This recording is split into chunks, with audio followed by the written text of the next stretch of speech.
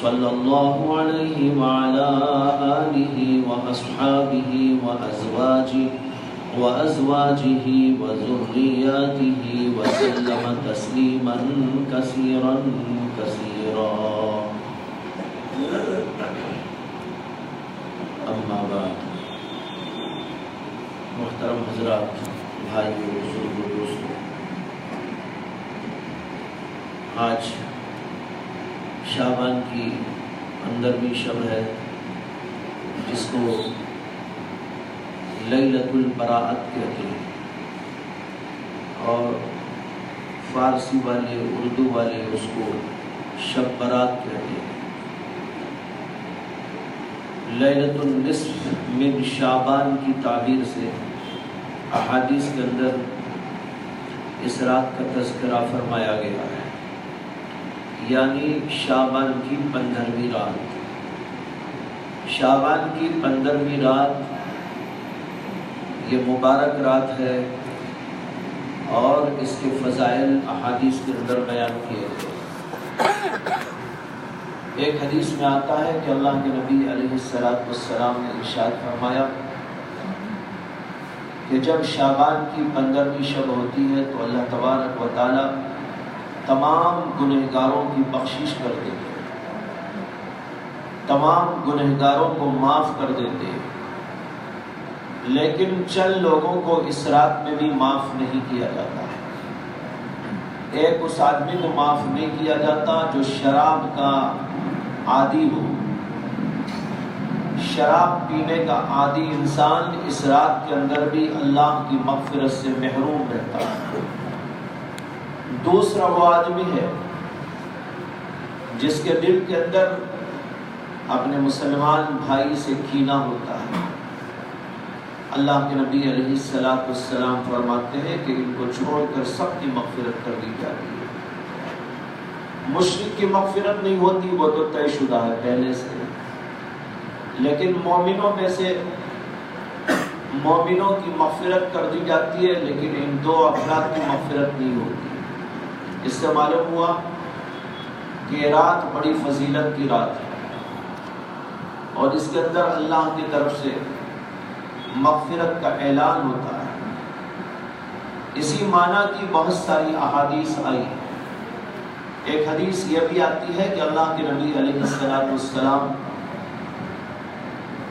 شب برات کے موقع پر ایک رات حضرت عائشہ صدیقہ رضی اللہ تعالی عنہا کے پاس موجود تھے، لیکن اللہ کے نبی علیہ السلام کو حضرت عائشہ صدیقہ رضی اللہ تعالی عنہا نے رات کے کسی موقع پر دیکھا کہ بیڈ پر موجود نہیں، بستر پر اللہ کے نبی علیہ السلام موجود نہیں، تو حضرت عائشہ صدیقہ رضی اللہ عنہا کو فکر دامنگیر ہوئی کہ اللہ کے نبی علیہ السلام کہاں چلے گئے۔ اٹھ کر انہوں نے تلاش کرنا شروع کیا، ادھر دیکھا، ادھر دیکھا، پھر دیکھتی ہے کہ حضرت نبی اکرم صلی اللہ علیہ وسلم جنت البقیع میں موجود ہیں، اور پھر اللہ کے نبی علیہ السلام حضرت عائشہ صدیقہ کو دیکھ کر واپس تشریف لائے۔ حضرت عائشہ صدیقہ رضی اللہ عنہا حضور اقدس صلی اللہ علیہ وسلم کو دیکھ کر دوڑتے ہوئے اپنے گھر میں واپس آ گئی، اور ان کی سانس پھول رہی۔ اللہ کے نبی علیہ السلام نے آ کر پوچھا کہ عائشہ کیا ہوا کہ تمہاری سانس پھول رہی؟ انہوں نے کہا کہ یا رسول اللہ آپ یہاں موجود نہیں تھے تو آپ کو تلاش کرنے کے لیے نکلی۔ اللہ کے نبی علیہ السلام نے فرمایا کہ آج کی رات شعبان کی 15ویں رات ہے، اور شعبان کی 15ویں رات ہوتی ہے تو اللہ تبارک و تعالی بے شمار مسلمانوں کی، بے شمار انسانوں کی مغفرت کر دیتے ہیں۔ یہاں تک کہ آپ نے فرمایا کہ بنو کلب کی بکریوں کے بالوں کے برابر اللہ مغفرت کر دیتے ہیں۔ بنو کلب ایک قبیلہ تھا عرب کے یہاں، اور اس قبیلے کی خاص بات یہ تھی کہ ان کے یہاں بڑی کثرت کے ساتھ بکریاں پالی جاتی ہیں۔ بعض قبیلوں میں بعض چیزوں کا رواج ہوتا ہے، اس قبیلے میں رواج یہ تھا کہ ان کے ہاں بکریاں بڑی کثرت سے پالی جاتی تھیں۔ ایک آدمی کے پاس ہزار بکریاں، کسی کے پاس 500 بکریاں، کسی کے پاس 2000 بکریاں۔ اللہ کے نبی علیہ السلام نے فرمایا کہ بنو کلب کے بکریوں کے بالوں کے برابر اللہ آج کی رات انسانوں کی مغفرت کر دیتے ہیں۔ اس سے بھی معلوم ہوا کہ آج کی رات بڑی مبارک رات ہے، محترم رات ہے۔ اس رات کے اندر ہم کو کرنا کیا چاہیے؟ اس کے اندر کرنے کے چند کام ہیں۔ سب سے پہلا کام تو یہ ہے کہ آدمی اس رات اپنی مغفرت کا سامان تیار کرے۔ اپنی مغفرت کا سامان اس طرح تیار کیا جاتا ہے کہ اللہ کے سامنے گڑگڑایا جائے، اللہ کے سامنے معافی طلب کی جائے، اللہ تعالیٰ کے سامنے توبہ اور استغفار کیا جائے۔ تو آج کی رات توبہ کی رات ہے، استغفار کی رات ہے، اور یہ سب کو معلوم ہے کہ ہم میں سے ہر ایک کچھ نہ کچھ گناہوں میں مبتلا ہو جاتا ہے۔ آج کی رات اللہ کی طرف سے اس لیے دی گئی کہ ہر آدمی آج کی رات اللہ کی جناب میں آئے اور توبہ کرے، استغفار کرے اور اپنی مغفرت کا سامان تیار کرے۔ جب اللہ خود معاف کرتے اور بنو کلب کی بکریوں کے بالوں کے برابر انسانوں کی مغفرت کرتے، تو ایسی صورت میں بھی اگر کوئی آج کی رات محروم رہ جائے تو اس سے بڑا کوئی محروم نہیں ہو سکتا۔ اس لیے کوشش یہ ہونی چاہیے کہ ہر آدمی توبہ کرے، استغفار کرے، گڑ گڑائے۔ اسی لیے علماء لکھتے ہیں کہ آج کی رات دراصل توبہ اور استغفار کی رات ہے۔ اس لیے جس قدر آج گڑ گڑایا جائے، اللہ کے سامنے توبہ استغفار کیا جائے، یہ کم ہے۔ اور جب اللہ کے سامنے انسان آتا ہے، ہاتھ پسارتا ہے اور معافی طلب کرتا ہے تو اللہ تبارک و تعالیٰ معاف کر دیتے ہیں۔ یہ اللہ کا اصول ہے، ضابطہ ہے، اور قرآن میں اللہ نے جگہ جگہ اس کا تذکرہ کیا ہے کہ جو ہمارے سامنے آتا ہے مغفرت کی بھیک مانگتا ہے، مغفرت کا سوال کرتا ہے، میں اس کو معاف کر دیتا ہوں، چاہے کتنے بھی گناہ اس نے کیوں نہ کیے ہو۔ ایک حدیث میں اللہ کے نبی علیہ السلام نے فرمایا ان اللہ یبسط یدہ باللیل لیتوب مسیء النہار ویبسط یدہ بالنہار لیتوب مسیء اللیل۔ اللہ تبارک و تعالی اپنی رحمت کا ہاتھ دن میں کھول دیتے تاکہ رات میں گناہ کرنے والا دن میں آ کر اللہ سے معافی طلب کر لے اور توبہ کرے، اور رات میں اللہ اپنا ہاتھ رحمت کا کھول دیتے ہیں تاکہ دن کے اندر گناہ کرنے والا رات میں اللہ کے سامنے آئے اور گڑ گڑائے اور معافی طلب کر لے۔ فرمایا کہ یہ سلسلہ جاری رہتا ہے تاکہ سورج مغرب کی طرف سے نکلنا شروع ہو جائے۔ سورج مغرب کی طرف سے کب نکلتا ہے؟ جب قیامت کے قریب ایک زمانہ آئے گا کہ اس زمانے کے اندر قیامت کی بڑی بڑی نشانیاں اللہ ظاہر کرے۔ قیامت کی 10 بڑی نشانیاں احادیث کے اندر بیان کی گئی ہیں، اور ان بڑی نشانیوں میں سے ایک نشانی یہ ہے کہ ہم روزانہ دیکھتے ہیں کہ سورج مشرق سے نکلتا ہے، مغرب میں ڈوب جاتا ہے، لیکن ایک زمانہ آئے گا کہ لوگ انتظار میں ہوں گے کہ سورج ادھر سے نکلے گا، مشرق سے نکلے گا، لیکن بہت دیر تک سورج ان کو نکلتا دکھائی نہ دے گا۔ پھر اچانک لوگ دیکھیں گے کہ وہ سورج جو روزانہ مشرق سے طلوع ہوتا ہے وہ آج مغرب کی طرف سے طلوع ہو گیا۔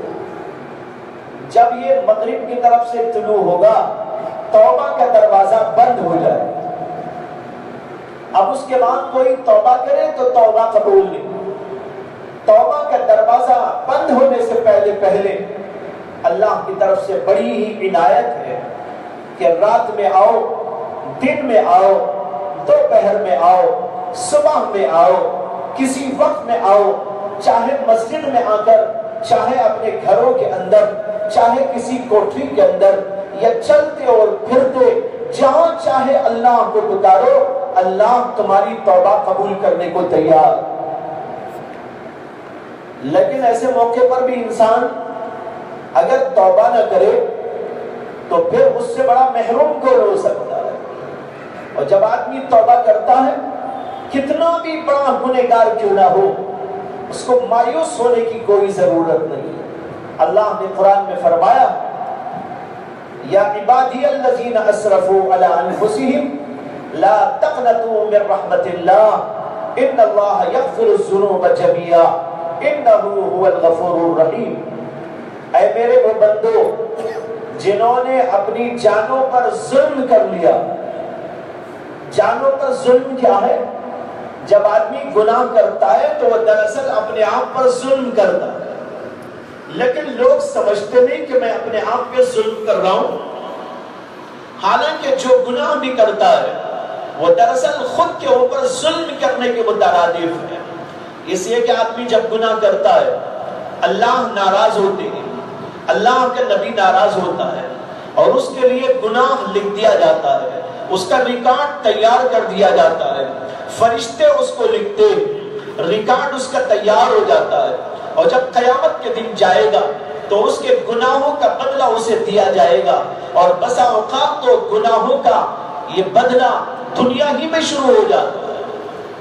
بعض گناہ ایسے ہیں کہ آدمی اس کا ارتکاب کرتا ہے تو دنیا ہی سے اس کی سزا شروع ہو جاتی ہے، جیسے ماں باپ کی نافرمانی۔ حدیث میں فرمایا نبی اکرم صلی اللہ علیہ وسلم نے کہ اللہ تبارک و تعالی سب سے زیادہ جلدی دنیا میں اس کو عذاب دیتے ہیں جو ماں باپ کی نافرمانی کرتا ہے، دنیا ہی میں اس کے لیے سزائیں شروع ہو جاتی ہیں۔ اسی طرح بعض اور گناہ ہے دنیا ہی میں اس کا بدلہ شروع ہو جاتا ہے، اور اس کے علاوہ بعض وقت انسان جب گناہ کرتا ہے اس کی صحت پر اثر پڑتا ہے، اور صحت اس کی متاثر ہو جاتی ہے، اور چیزوں پر اس کے اثر پڑتا ہے۔ اس طریقے پر گویا ہر گناہ دراصل اپنے آپ پہ ظلم کرنے کے برابر ہے۔ جیسے صحت خراب ہو گئی گناہ کرتے کرتے، گناہ کرتے کرتے، کیا اس نے اپنے آپ پہ ظلم نہیں کیا؟ اگر وہ گناہ نہ کرتا، یہ صحت خراب نہ ہوتی، یہ صورتحال نہ پیدا ہوتی۔ اسی طریقے پر جب انسان گناہ کرتا ہے، دنیا کے اندر اللہ تبارک و تعالی کی طرف سے تنگیاں پیش آتی ہیں، مصیبتیں پیش آتی ہیں، انسان کی دعائیں قبول نہیں ہوتی، انسان دعا کرتا ہے، بار بار دعا کرتا ہے، لیکن اس کے باوجود اس کی اس لیے نہیں سنی جاتی کہ وہ گنہگار آدمی ہے۔ گناہ کرتے ہوئے، گناہ پر قائم رہتے ہوئے جب تک توبہ نہ کرے گا اس وقت تک اس کی دعائیں بھی معلق ہو جاتی۔ بعض روایتوں سے معلوم ہوتا ہے کہ انسانوں کے گناہوں کے نتیجے میں چیزوں سے برکت اٹھا لی جاتی ہے۔ ایک حدیث میں آتا ہے کہ پہلے زمانے کے اندر جو چیزیں پیدا ہوتی تھی وہ بڑی بڑی ہوا کرتی، لیکن گناہ کے نتیجے میں اللہ نے اسے چھوٹا کر دیا۔ اب جو ہم کو چیزیں دکھائی دے رہی ہے اس میں آپ دیکھ رہے ہیں کہ دانے چھوٹے، کسی زمانے میں انار بہت بڑا ہوتا تھا، اور ایک زمانہ پھر ایسا آئے گا جب دنیا کے اندر امن قائم ہوگا، دنیا کے اندر لوگ اللہ کی اطاعت، رسول اللہ صلی اللہ علیہ وسلم کی اطاعت پر قائم ہو جائیں گے، تو پھر اللہ وہی دور لائیں گے، چیزیں بڑی بڑی ہو جائیں گے۔ چنانچہ مسلم شریف کے اندر ایک بہت لمبی حدیث ہے، اس لمبی حدیث کے اندر بیچ میں کا ایک پیراگراف آپ کو سناتا ہوں۔ اللہ کے نبی علیہ السلام نے فرمایا قیامت کے قریب جب حضرت عیسیٰ علیہ السلام دنیا میں تشریف لائے، یہ وہ دور ہوگا کہ حضرت عیسیٰ علیہ السلام کو حکم دیا جائے گا کہ یاجوج اور ماجوج دنیا میں آئے گے، اس لیے تم لوگ انسانوں کو لے کر پہاڑوں پر جا کے آباد ہو جائے۔ اب جو لوگ جانا چاہیں گے وہ ان کے ساتھ میں چلے جائیں، याजूज माजूज की कौम आएगी और दुनिया के अंदर फसाद मचाएगी, यहां से वहां तक फैल जाएगी और दरियाए दिजला को चाट जाएगी। यानी इतनी जबरदस्त कौम होगी कि सारी दुनिया में छा जाएगी। और इंसान उस वक्त में हजरत ईसा अलैहिस्सलाम और हजरत महदी के साथ पहाड़ों पर इधर उधर जाकर आबाद हो। उसी हदीस में आता है, अल्लाह के नबी अलैहिस्सलाम ने फरमाया कि अल्लाह तबारक व तआला उस दौर में अनार पैदा करेंगे। अनार इतना बड़ा होगा कि वो कई सौ आदमी खाएंगे तो सबका पेट भर जाएगा। एक अनार इतना बड़ा कि कई सौ आदमी उसको खाएंगे तो सबका पेट भर जाएगा। और उसी में ये भी फरमाया कि जब उसका छिलका निकाला जाएगा और अंदर से बीजें निकाल ली जाएगी और उसका छिलका उल्टा किया जाएगा, वो इतना बड़ा होगा जैसे कि आपकी छतरी होती है। छतरी होती है ना इतनी बड़ी सी, अब उतना बड़ा एक अनार। पहले जमाने में भी ऐसे ही होता था, दाने बड़े होते थे, चीजें बड़ी होती थी और एक एक गाय में इतना दूध निकलता था कि जो है कई सौ आदमियों के लिए काफी हो जाया करता। लेकिन जब इंसानों ने गुनाह करना शुरू किया, गुनाह के नतीजे में हर चीज पर असर मुरतब होता रहा, हर चीज मुतासिर होती रही, चीजों की बरकतें उठती रही, उसका साइज बदल दिया गया और छोटा छोटा कर दिया गया।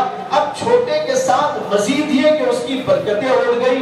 इंसान खाना खाता है लेकिन वो कुव्वत और वो ताकत नहीं पैदा होती जो पहले जमाने में पैदा होती। ना बादाम में ताकत है, ना हलवों में ताकत है, ना भारी से भारी किसी ग़िज़ा के अंदर वो ताकत है, न घी के अंदर वो ताकत है, न मस्के के अंदर वो ताकत है जो पहले जमाने के अंदर मामूली चीजों में ताकत मौजूद थी। आज भारी भरकम ग़िज़ाएं खाओ लेकिन सब का सब फुजला बन के निकल आता है। ये क्या है? ये दरअसल इंसानों के गुनाहों का नतीजा। इमाम राज़ी ने नबी अकरम सल्लल्लाहु अलैहि वसल्लम के जमाने से पहले का एक वाकया लिखा है और ये वाकया है नौशेरवान आदिल का, जो किसरा कहलाता था और नबी अकरम सल्लल्लाहु अलैहि वसल्लम के आने से पहले वो मुल्क ईरान का बादशाह था, लेकिन इंसाफ पसंद बादशाह था। और एक हदीस के अंदर जो ज़ईफ है, नबी अकरम सल्लल्लाहु अलैहि वसल्लम का इरशाद नकल किया गया है कि आपने फरमाया कि मुझे इस बात पर फख्र है कि मैं ऐसे दौर में पैदा हुआ हूं जबकि नौशेरवान आदिल दुनिया में हुक्मरानी कर रहा है। इसे वो बड़ा आदिल था। कहते हैं उसकी अदालत के वाक़ियात में कि वो अपना एक महल बनाना चाह रहा था। उस महल बनाने के लिए उसने जगह का इंतखाब किया और उसकी बाउंड्री मुकर्रर की कि यहां से वहां तक इतना एरिया लंबा चौड़ा कई एकड़ का, उसके ऊपर अपना महल बनाऊंगा। और उसकी बाउंड्री जब डाली गई तो बीच में लोगों के घर भी आते थे, कुछ उनकी दुकानें भी थी और कुछ लोगों के खेत भी थे। उसने लोगों को बुलाकर कहा कि तुम्हारा एक खेत मैं दूसरी जगह दे देता हूं, इससे बड़ा खेत तुमको दे देता हूं, तुम्हारे मकान की जगह इससे बड़ा मकान बना के देता हूं, तुम्हारे दुकान की जगह इससे बड़ी तुमको दुकान दे देता हूं, तुम फला जगह पर चले जाओ, इस जगह को खाली कर दो इसलिए कि मुझे यहाँ पर मेरा एक महल बना। लोगों ने कहा बहुत अच्छा। लोग अपना अपना पैसा ले लेकर दूसरी जगह जाके बना ले लगे। लेकिन एक बूढ़ी औरत वहीं पर थी, उसका एक झोपड़ा भी था वहां पर। उसने उसको भी बुलाया और कहा कि माँ जी मैं यहाँ अपना महल बनाना चाहता हूँ, तुम्हारा झोपड़ा यहाँ बीच में आ रहा है, इसलिए तुम इस झोपड़े को यहाँ से उठा दो, मैं तुम्हें आलीशान मकान बनाकर दूसरी जगह दे देता हूँ। लेकिन वो बुढ़िया अड़ गई। उसने कहा नहीं नहीं, मैं तो मेरे बाप दादाओं से यहीं बैठी हूँ, मैं यहाँ से जाने वाली हूँ। अब उसको समझा रहा है, सारे लोग उसको समझा रहे, अरे तुझे तो इससे बड़ा मकान मिलेगा, आलीशान मकान मिलेगा, بادشاہ اپنی حیثیت سے تم کو بہت اونچے درجے کا مکان بنا کے دے دے گا، لیکن اس کے دماغ میں یہی بات بیٹھی ہوئی ہے، یہ میرے باپ دادا کی زمین ہے، میرے باپ دادا کی زمین کو چھوڑ کے مجھے نہیں جانا۔ اب اس نے بہت سمجھایا لیکن وہ سمجھنے کے لیے تیار نہیں ہوئی اور کہا کہ میں کسی طور پر بھی یہ جگہ چھوڑوں۔ اب دیکھو اس بادشاہ کا عدل، اس بادشاہ کا انصاف، کہ اس نے کہا کہ اگر تو یہاں سے نہیں جاتی اور یہی رہنا چاہتی ہے کوئی مذائقہ نہیں، میں تیرے اوپر جبر نہیں کروں گا، ظلم نہیں کروں گا، تجھے زبردستی یہاں سے نہیں ہٹاؤں گا، ہاں البتہ ایسا کرتا ہوں کہ میرے محل ہی کو ٹیڑھا بنا لیتا ہوں۔ اس نے اپنا محل ٹیڑھا بنا لیا اور اس بڑھیا کو چھیڑا نہیں۔ یہ عدل تھا، انصاف تھا اس بادشاہ کے اندر۔ اس کے لیے فرمایا نبی اکرم صلی اللہ علیہ وسلم نے کہ مجھے فخر ہے کہ میں ایسے دور میں پیدا ہوا جس دور میں نوشیروان عادل حکمرانی کر رہا تھا۔ اسی کا ایک واقعہ امام غازی نے لکھا ہے، وہ یہ ہے کہ ایک دفعہ یہ شکار کھیلنے کو گیا، شکار کھیلتے ہوئے اپنے خدام سے اور اپنے ساتھیوں سے جدا ہو گئے۔ اس کے ساتھی پتہ نہیں کدھر چلے گئے جنگل میں، اور یہ جنگل میں ایک طرف کو ہو گیا، معمولی سادے کپڑے پہنا ہوا تھا۔ اب بیچارہ بہت پریشان ہوا، نہ کوئی خادم ساتھ ہے، نہ کوئی وزیر ساتھ ہے، نہ کوئی اور۔ اب پریشان ہو کر ادھر ادھر دیکھنے لگا، سخت بھوک لگ رہی تھی، سخت پیاس لگ رہی تھی۔ اس نے سوچا کہ بھائی کہیں پانی مل گیا تو پی لوں۔ دیکھا تو کہیں پانی تو نظر نہیں آیا۔ ایک طرف اس نے دیکھا ہے کہ بہت بڑا باغ ہے، انار کا باغ اور چیزوں کا باغ۔ اس نے کہا باغ میں جاؤں گا تو کوئی ملے گا، پانی بھی یہاں پر ملے گا، چلو باغ میں جاتے۔ تو باغ میں گیا تو وہاں پر ایک لڑکے کو دیکھا کہ وہ لڑکا کچھ کام دھام کر رہا ہے۔ اس نے کہا کہ بھائی میں مسافر آدمی ہوں، بھٹک کے راستہ یہاں پر آ گیا ہوں، مجھے بڑی سخت پیاس لگ رہی ہے، اگر تم مجھے کچھ پانی پلا دو یا جو ہے انار کا کچھ رس پلا دو کتنا اچھا ہوگا۔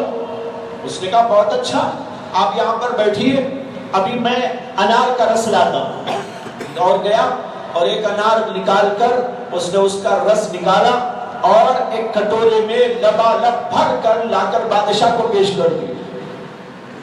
بادشاہ نے اس کو لے کر جو پیا، اتنا میٹھا جس کی کوئی حد نہیں، اور ایسا لذیذ کہ اس نے کہا کہ اتنا اچھا تو میں نے اپنی زندگی میں کبھی نہیں پیا۔ تو دل میں خیال کرنے لگا کہ اتنا بڑا یہ عظیم الشان جو یہاں باغ ہے اور اس کے اندر ایسا پھل پیدا ہوتا ہے کہ میری اور مملکت کے اندر کہیں اور ایسا پھل نہیں پیدا ہوتا، بڑا عالی شان ہے یہ باغ، مجھے یہاں سے جانے کے بعد سب سے پہلے اسے قبضہ کر لینا چاہیے۔ دل کے اندر ایک وسوسہ آیا، ایک خیال پیدا ہوا کہ یہاں سے جانے کے بعد اس کو جو ہے میں کچھ اور دے دوں گا، مگر اس کو میں اپنے قبضے میں کر لوں۔ اس کے بعد اس نے اس لڑکے سے کہا کہ بھائی ماشاءاللہ بڑا اچھا ہے تمہارا یہ رس، لیکن پیاس تو ابھی میری پوری ختم نہیں ہوئی، اگر ایک اور کٹورا پلا دو تو اچھا ہو۔ اس نے کہا کوئی مذائقہ نہیں، آپ بیٹھیے ابھی لے کے آتا ہوں۔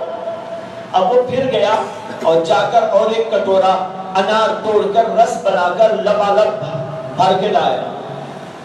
اب جو پیتا ہے تو اس کے اندر مزہ ہی نہیں، کڑوا سا معلوم ہوتا ہے، بد مزہ معلوم ہو رہا۔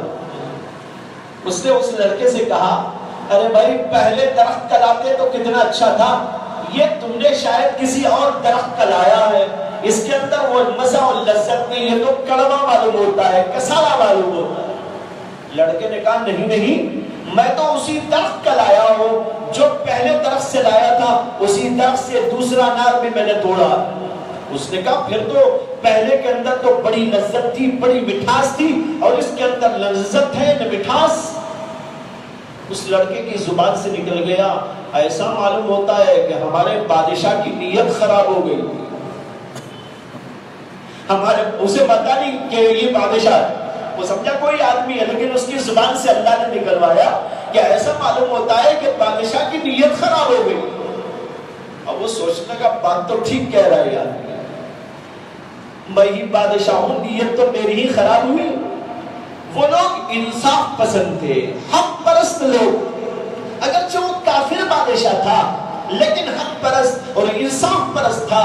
اس لیے جب اس کی زبان سے جملہ نکلا اس کے دل پہ لگا تو اس نے اپنے آپ کو مورد الزام سمجھا اور خیال کیا کہ ہاں واقعی میری غلطی ہے کہ میں نے یہ غلط نیت کی تھی کہ اس باغ کو اپنے قبضے میں کر لوں گا، اس کا تو مجھے اختیار نہیں تھا، میں نے غلط نیت کی. اب اس نے اپنے دل میں کہا کہ مجھے ایسا نہیں کرنا چاہیے، بلکہ جس کا جو باغ ہے اس کے پاس اس کو چھوڑنا چاہیے، آگے چل کر میں ایسی کوئی حرکت نہیں کروں گا.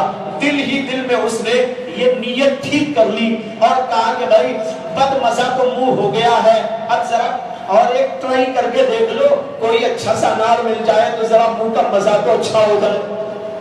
اب وہ لڑکا پھر گیا اور ایک انار لے کر پھر اس کا رس نکال کے لایا اور اس کو دیا، پیا تو ماشاءاللہ پہلے سے بھی زیادہ لذیذ ہے. کہنے لگا یہ تو بہت اچھا ہے، پہلے سے بھی اچھا ہے. لڑکا کہنے لگا شاید بادشاہ کی نیت ٹھیک ہو گئی. اس سے معلوم ہوتا ہے کہ ہماری نیتوں کا اثر چیزوں پر پڑتا ہے. اچھی نیت کا اثر، بری نیت کا اثر. جب نیت کا اثر پڑتا ہے تو بھائیو ذرا سوچ کے دیکھ لیجئے کہ اعمال کا اثر ہوگا کہ نہیں ہو. اگر اچھا عمل کریں گے اچھا اثر پڑے گا، برا عمل کریں گے برا اثر پڑے گا. یہ چیزوں پہ پڑتا ہے اور جو ہے موسمیات پر پڑتا ہے، اشیاء پر پڑتا ہے، طبیعتوں پر پڑتا ہے، کھانوں پر پڑتا ہے، ہر چیز کے اوپر ہماری اچھائی اور برائی کا اثر مرتب ہوتا ہے. اس لیے میں نے کہا کہ اللہ نے قرآن میں فرمایا یا عبادی الذین اسرفوا علی انفسہم، اے میرے وہ بندو جنہوں نے اپنی جانوں پہ ظلم کر لیا.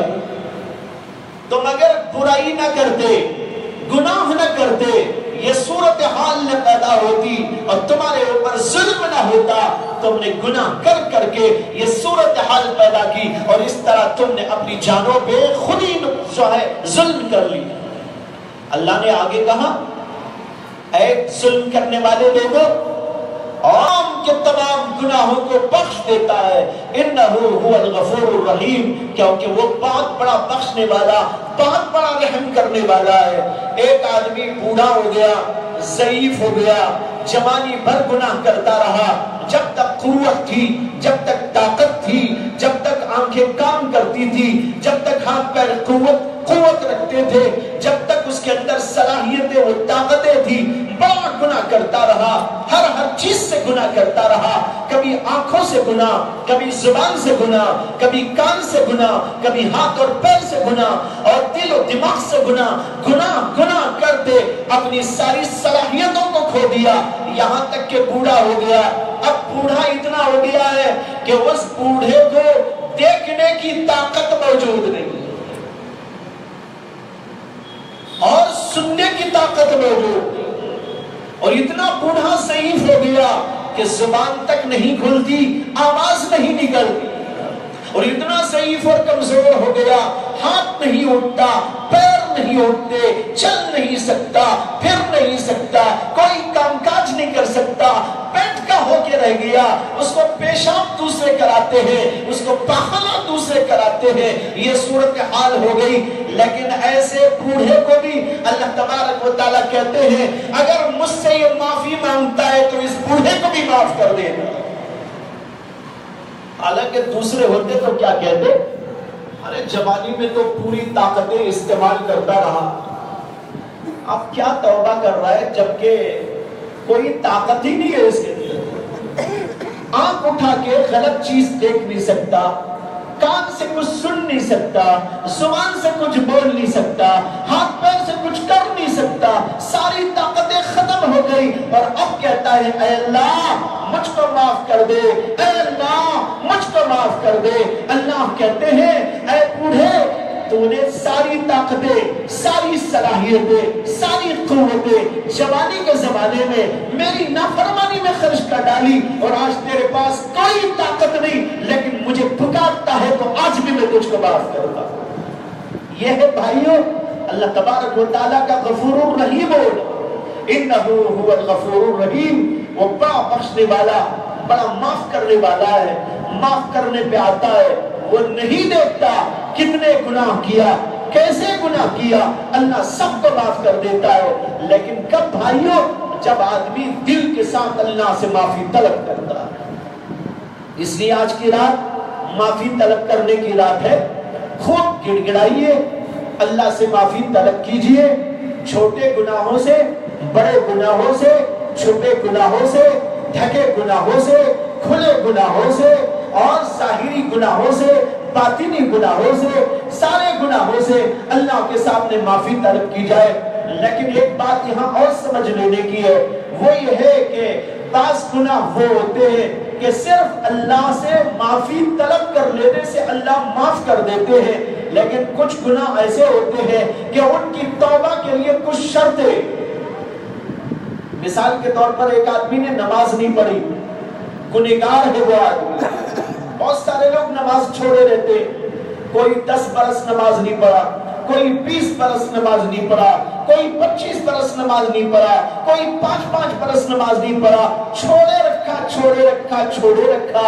بڑا گنہگار ہے وہ آدمی جو ایک نماز بھی چھوڑ دیتا ہے، چاہے کہ 5 10 20 سال نماز نہ پڑھ کے آدمی رہے۔ لیکن بہت سارے لوگ ایسے ہوتے ہیں۔ اب یہ لوگ اگر اللہ سے معافی طلب کرنا ہے تو اس کا طریقہ اور اس کا اصول یہ ہے کہ اللہ سے معافی بھی مانگے اور جو نمازیں چھوٹی ہوئی ہیں ان نمازوں کو دوہرائے اور اس کی قضا ادا کرے۔ حساب لگائے کہ بھائی کتنی نمازیں رہ گئی ہوں گی، اندازہ کرنے کے بعد تھوڑی تھوڑی کر کے نمازوں کو ادا کرے۔ خاص طور پر جب ایسی راتیں آپ کو مل جائے، اس میں آپ جاگتے ہو اور اللہ کی عبادت کرنے کا ذوق ہو، اور اللہ کی عبادت کا ذوق ہونا چاہیے۔ ایسی راتیں اللہ عطا فرماتے ہیں، اسی لیے عطا کرتے ہیں کہ آدمی اپنے آپ کو دھو لے، اپنے آپ کو پاک کر لے، اپنے آپ کو صاف کر لے۔ لہٰذا ایسے مواقع پر اپنے ان نمازوں کو ادا کرنے کا سلسلہ جاری کر دے، تھوڑی تھوڑی نمازیں ادا کرے۔ آج کی رات مل گئی، آج کی رات جتنی ادا ہو سکتی ہے ادا کرو، اور اس کے علاوہ روزانہ حساب لگا کر روزانہ 5 نمازیں، 10 نمازیں، 20 نمازیں جتنی ادا کر سکتا ہے روزانہ اللہ کے سامنے ادا کرتا چلا جائے، اس لیے کہ نمازیں اوپر رہیں گی اپنے سر کے اوپر، قیامت کے دن وہ بہت بڑی مصیبت بن جائے گی۔ اس لیے دنیا ہی میں صاف کر لینا چاہیے۔ تو میں نے عرض کیا کہ کچھ گناہ ایسے ہوتے ہیں کہ صرف توبہ کر لینے سے معاف نہیں ہوتے، توبہ کے ساتھ اس کو ادا کرنا ضروری ہے، جیسے کہ نماز۔ ایسے ہی کسی کا روزہ رہ گیا، روزے ادا کرو۔ کسی نے زکوٰۃ نہیں دی تھی، کئی سال گزر گئے، مست قلندر اپنے آپ میں مگن رہا، کھاتا رہا، پیتا رہا اور دنیا کے مزے لوٹتا رہا، اللہ کی دی ہوئی نعمتوں کو کھاتا اور پیتا رہا، لیکن غریبوں کی امداد کرنے اور اپنے مال میں سے زکوٰۃ ادا کرنے کی اسے توفیق نہیں ہوئی۔ اب وہ توبہ کرے تو اس کو چاہیے کہ وہ توبہ کے ساتھ ساتھ جتنے سال زکوٰۃ نہیں دیا ہے حساب لگا کر اتنے سالوں کی زکوٰۃ بھی ادا کرے۔ اگر ایک دم ادا نہیں کر سکتا، تھوڑا تھوڑا کر کے ادا کرے، ایک سال کی ادا کر دے، یا 1 سال کی بھی ایک دم نہیں دے سکتا، ایک مہینہ کر کے ادا کر دے، ہر مہینے میں کچھ 1000، ہر مہینے میں کچھ 100، اس طریقے پر جتنا ادا کر سکتا ہے کرتا چلا جائے۔ یہ ضروری ہے کہ اس کے توبہ کے ساتھ ساتھ ان چیزوں کو ادا کیا جائے۔ اسی طرح وہ گناہ جن کا تعلق بندے سے ہوتا ہے، کسی کی غیبت کی، کسی کی چغلی کھائی، کسی کی عزت لوٹ لی، کسی کا مال دبا لیا، کسی کی جائیداد غصب کر لیا، اور کوئی اس طرح کا گناہ کیا جس کا تعلق بندوں سے ہو، تو بندوں سے جس گناہ کا تعلق ہے وہ صرف اللہ سے معافی مانگنے پر صاف نہیں ہوتا، بلکہ اس بندے سے بھی معافی طلب کرنا پڑتا۔ بندے سے جا کر کہے کہ جناب میں نے آپ کا یہ گناہ کر دیا تھا، میں نے آپ کا مال لے لیا تھا، یہ لیجیے آپ کا مال واپس کرنے آیا ہوں، مجھے اللہ کے لیے معاف کر دو، اس لیے کہ قیامت کے دن ہر چیز کا بدلہ چکانا ہوگا۔ بھائیو دنیا ہی سب کچھ نہیں ہے، دنیا ختم ہونے والی، انسان دنیا سے جانے والا، دنیا کو جمع کر کے رکھ لیا، دوسروں کا مال ہڑپ کر کے رکھ لیا، دوسروں کا مال غصب کر کے رکھ لیا، ایک پائی بھی اگر رہے گی قیامت کے دن اس کا حساب دینا ہوگا۔ اور ایک حدیث کے اندر آتا ہے اللہ کے نبی علیہ السلام نے فرمایا کہ جس آدمی کے اوپر کسی آدمی کے 2 پیسے بھی ہو، کسی آدمی کے 2 پیسے بھی ہو، ایسے آدمی سے قیامت کے دن 800 مقبول نمازیں لے کر اس آدمی کو دے دی جائیں گی جس کے 2 پیسے اس نے رکھ دیے۔ اب 800 نمازیں، وہ بھی مقبول نمازیں، ایک انسان کی زندگی میں 800 مقبول نمازیں ہو، یہ تو خود سوال ہے کہ ایسا ہوتا بھی ہے کہ نہیں ہوتا۔ آج کل ہماری نمازوں کا جو حال ہے وہ تو جیسا ہے معلوم۔ اس لیے بھائیو دنیا ہی میں صاف کر لینا چاہیے، کسی کا لین دین رہ گیا اس کو صاف کر لے، اس کو دے دے اور اس کو ادا کر دے، کسی کے ساتھ بدتمیزی کی ہے اس سے معافی طلب کر لے، کسی کے خلاف سازشیں کی ہے اس سے معافی طلب کر لے، کسی کا حق دبا لیا ہے اس حق کو ادا کر کے اپنے آپ کو صاف اور پاک کر لے۔ اس لیے کہ حدیث میں آتا ہے کہ اللہ کے نبی صلی اللہ علیہ وسلم نے ایک موقع پر حضرات صحابہ سے پوچھا، جانتے ہو من المفلس، مفلس کس کو کہتے ہیں؟ صحابہ نے کہا مفلس اس کو کہتے ہیں جس کے پاس فلوس نہ ہو، پیسے نہ ہو۔ ہم بھی اسی کہتے ہیں جس کے پاس پیسے نہیں وہ آدمی مفلس۔ اللہ کے نبی نے کہا نہیں، مفلس اس کو نہیں کہتے، مفلس وہ آدمی ہے جس نے دنیا میں رہتے ہوئے نیکیاں کی، نمازیں پڑھی، روزہ رکھا، زکات دیتا رہا، قربانیاں کرتا رہا، ذکر تلاوت کرتا رہا، بڑی نیکیاں کمائی، لیکن اسی کے ساتھ ساتھ لوگوں کا کچھ نقصان کر دیا، لوگوں کا مال دبا لیا اور کسی کی غیبت کر ڈالی، کسی کی چغلی کھائی، کسی کو بے عزت کر دیا، کسی کا حق دبا لیا، اس طریقے پر لوگوں کا نقصان بھی کرتا رہا۔ یہ آدمی جب قیامت کے میدان میں جائے گا وہاں اس کے پاس نیکیاں بھی ہوں گی، لیکن لوگوں کا جو اس نے نقصان کیا تھا یا لوگوں کا جو مال ہڑپ کر لیا تھا یا لوگوں کی جو غیبتیں کر رکھی تھی یا اور ان کے گناہ کر رکھے تھے اس کا ڈھیر بھی اس کے پاس میں ہوگا۔ اور قیامت کے میدان میں وہ سارے کے سارے لوگ آ کر اللہ سے کہیں گے اے اللہ یہ آدمی ایسا ہے جس نے میرے پیسے دبا لیے تھے، آج مجھے آپ دلا دیجیے۔ کوئی آ کے کھڑے گا اور کہے گا کہ اللہ اس آدمی نے میری غیبت کی تھی، آج میں اس کا بدلہ چاہتا ہوں، اس آدمی نے مجھے بے عزت کیا تھا، آج میں اس کا میرا بدلہ چاہتا ہوں۔ سارے لوگ جمع ہو جائیں گے اور اللہ سے التجائیں کریں گے کہ آپ اس سے حق لے کر ہم کو دے دیجیے۔ اب اللہ تعالیٰ کیا کریں گے؟ اس آدمی کی نیکیاں اٹھا کر ان مانگنے والوں کو دے دیں گے، کسی کے پیسے کے بدلے، کسی کی زمین کے بدلے، کسی کی غیبت کے بدلے، کسی کی چغلی کے بدلے، کسی کو مار دینے کے بدلے، کسی کو بے عزت کر دینے کے بدلے اس کی نیکیاں اٹھا کے ان کو دے دی جائیں گی۔ اللہ کے نبی نے فرمایا لیکن پھر بھی کچھ لوگ باقی رہ جائیں گے، ساری نیکیاں اس کی ختم ہو جائیں گی لیکن لوگ اب بھی باقی ہیں اور کہتے ہیں اللہ ہمارا بھی حق ہے، اس نے یہ اور یہ کیا۔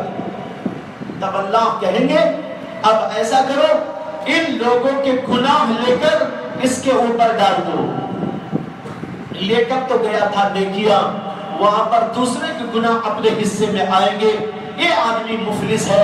اللہ کے نبی کہتے ہیں حقیقی مسلم مفلس تو اس آدمی کو کہتے ہیں۔ اس لیے بڑا ہی قیامت کے میدان کی ہولناکی کو سوچ کر اپنے آپ کو تیار کرنے کی ضرورت ہے۔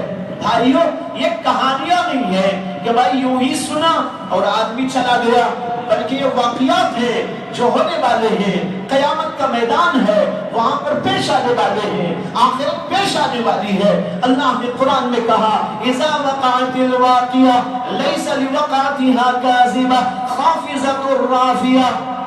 اللہ تعالیٰ کہتے ہیں جب قیامت کا وہ واقعہ پیش آ جائے گا تو پھر اس کو کوئی جھٹلانے والا نہ ہوگا۔ آج تو جھٹلانے والے موجود ہیں اور کہتے ہیں کہاں کی قیامت، جب آئے گی دیکھا جائے گا۔ اللہ کہتے ہیں جب قیامت برپا ہو جائے گی، قائم ہو جائے گی، اذا وقعت الواقعہ لیس لوقعتها کاذبہ، تو اس کو جھٹلانے والا کوئی نہ ہوگا، اور قیامت کا دن وہ دن ہوگا خافضۃ رافعہ۔ دو لفظ بولے، خافضہ اس کا ترجمہ ہے پست کرنے والی، ذلیل کرنے والی، رافعہ کے معنی آتے ہیں بلند کرنے والی۔ کیا مطلب؟ قیامت ایسی قائم ہوگی کہ اس دن کچھ لوگوں کو تو ذلیل ہونا پڑے گا، کچھ لوگوں کا مرتبہ بلند ہو جائے گا۔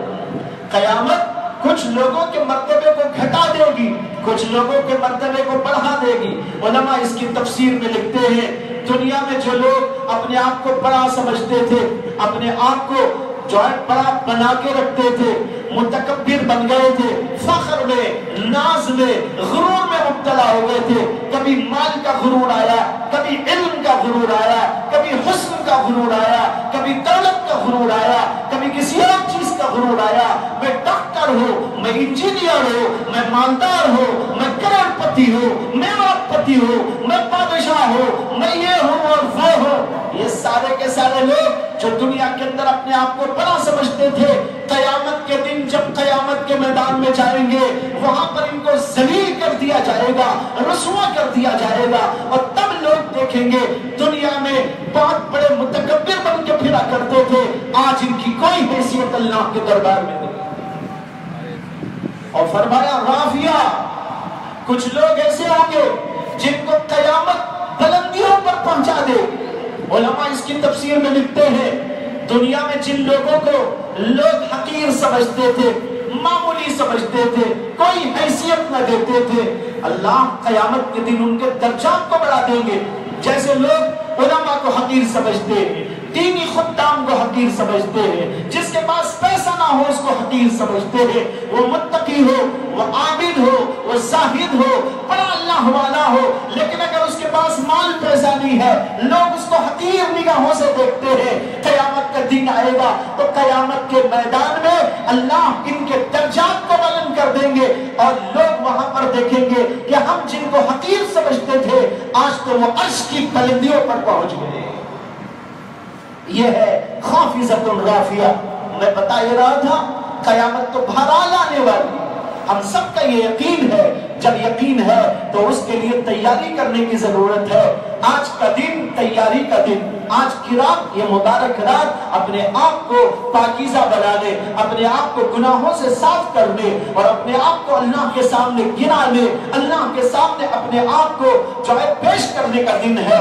جب اللہ کے سامنے پیشی ہوگی اور گروئیں گے، گر گرائیں گے، معافی طلب کریں گے، اور وہ جو میں نے عرض کیا کہ جس کا مال ہے اس کا مال دنیا میں ادا کر دے، ایک ایک کاڑی بھی ہو وہ بھی ادا کرنا پڑتا ہے۔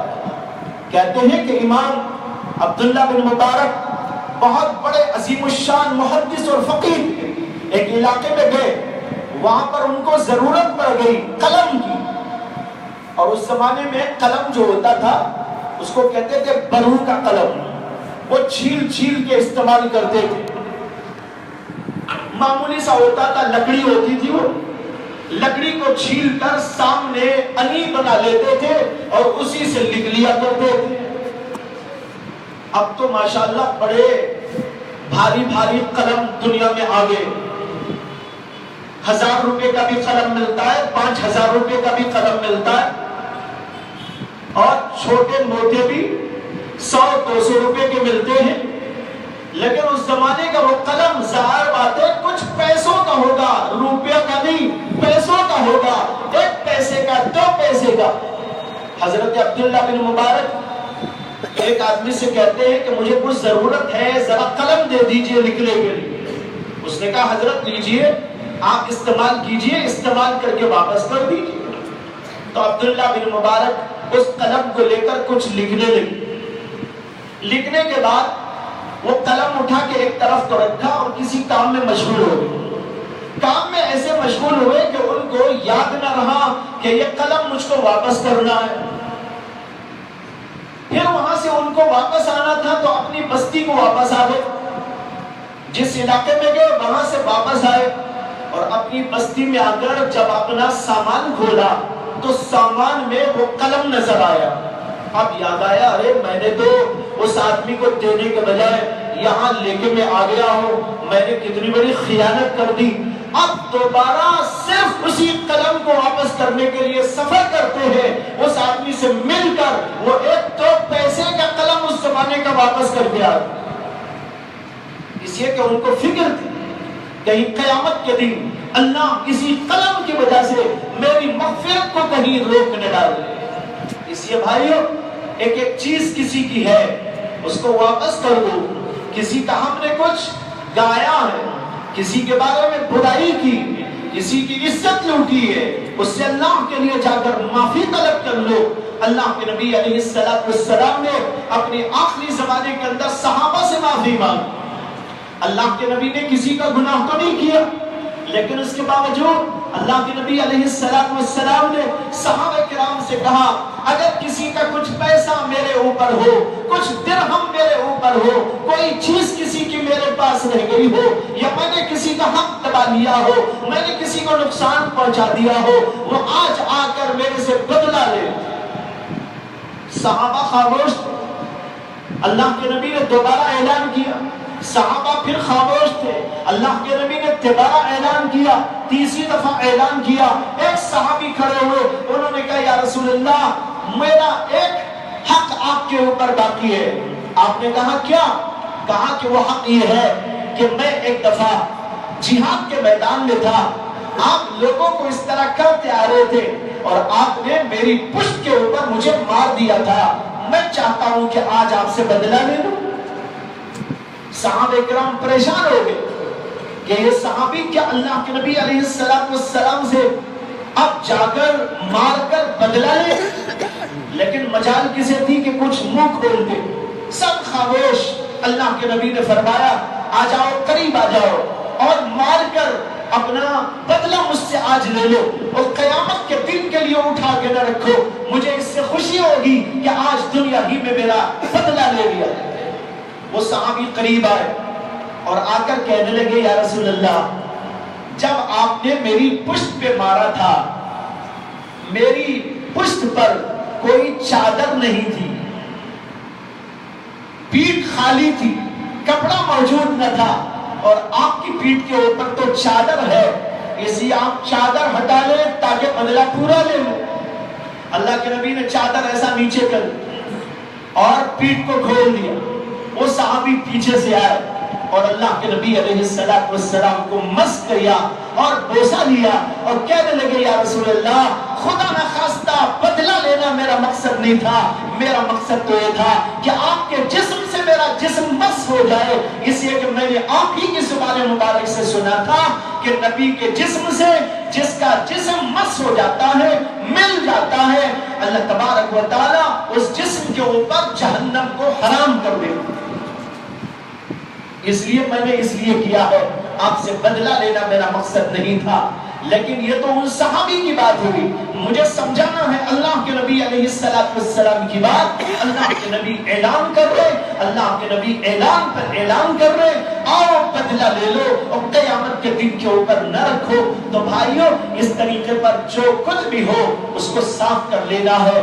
ایسے دن اللہ دیتے ہیں، ایسی راتیں اللہ عطا کرتے ہیں، تو اس کو غنیمت سمجھ کر اپنے آپ کو پاک و صاف بنانے کی کوشش کرے۔ یہ چند باتیں اس وقت میں عرض کی گئی اس مبارک رات کے سلسلے میں۔ اللہ سے دعا ہے اللہ تعالیٰ میری بھی مغفرت کرے، آپ کی بھی مغفرت کرے، جملہ مومنین کی مغفرت کرے، اور ہم سب کو اللہ تعالیٰ نیک راستے پر قائم و دائم رہنے کی توفیق عطا فرمائے۔ وآخر دعوانا ان الحمدللہ رب العالمین۔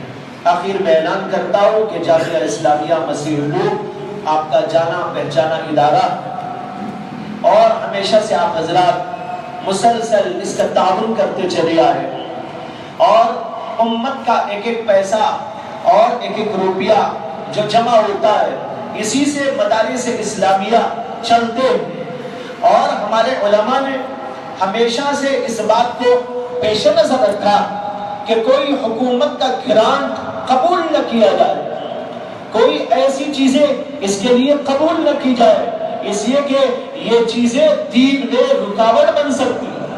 ہاں مومنین کو کہا جائے ان کے خون پسینے کی کمائی سے وہ کچھ نکالے، جہاں پر وہ اپنے بچوں کے لیے خرچ کرتے ہیں، جہاں پر اپنی ذات کے لیے خرچ کرتے ہیں، جہاں پر اپنی دنیا کے لیے خرچ کرتے ہیں، وہاں اپنی آخرت بنانے کے لیے اور ملی اداروں کو پروان چڑھانے کے لیے اور دین اور جو ہے علم دین کو فروغ دینے کے لیے اور علم دین کو دنیا میں شائع ضائع اور آشکارا کرنے کے لیے اور دین اسلام کے تحفظ و بقا کے لیے اپنے خون پیسے کی